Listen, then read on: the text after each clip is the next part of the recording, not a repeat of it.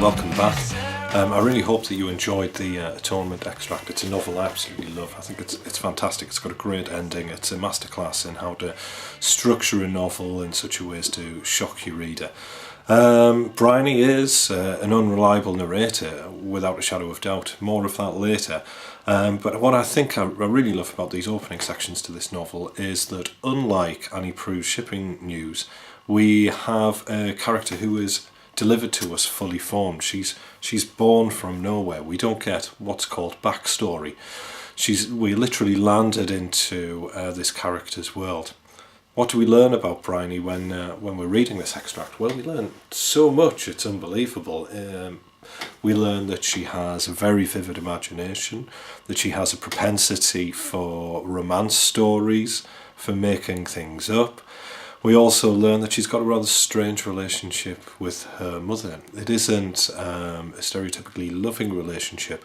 Bryony looks to her mother to rubber stamp her imagination, her imaginary project. I think the other thing that we learn about is we learn about Bryony's way of thinking. And we learn that through the section where she's talking about her bedroom and where McEwan is comparing her bedroom with her sister's. She was one of those children possessed by a desire to have the world just so, whereas her big sister's room was a stew of unclosed books, unfolded clothes, unmade bed, unemptied ashtrays. Bryony's was a shrine to her controlling demon.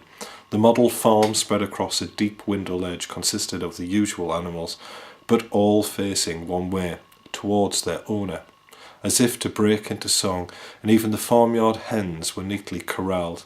In fact, Bryony's was the only tidy upstairs room in the house. I think what's fantastic in that paragraph is that you learn so much.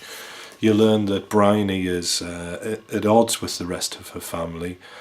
I think you learn that that through the ordering of her animals in her bedroom, that she's somebody who's almost solipsistic, almost narcissistic, expects everybody to reflect everything back to her.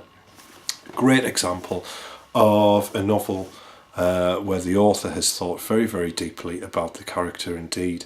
He's thought about her parentage, he's thought about how she thinks, he's thought about her loves, her hates, thought about who stands in opposition to her. What I've done in the Moodle classroom is I've put on a character questionnaire, and I'd like you this week to have a go at creating a fully rounded character.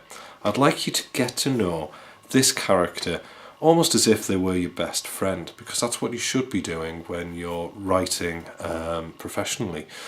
You should know your character inside out. You should know their loves, their hates, where they come from, where they're going to, the highs, the lows of their life. You should know their favourite colour, everything like that. Now, you might not necessarily put that stuff into, all of that stuff into your short story or your play or your script or your novel or whatever you want to work on, but you will find it incredibly easy to write your project if you know your character inside out. Okay, so good luck with the questionnaire. Follow the writing exercise instructions, and I look forward to receiving your this week's instalment from you. Okay, that was all character. Next week we're going to be looking at story structure. Thanks and goodbye.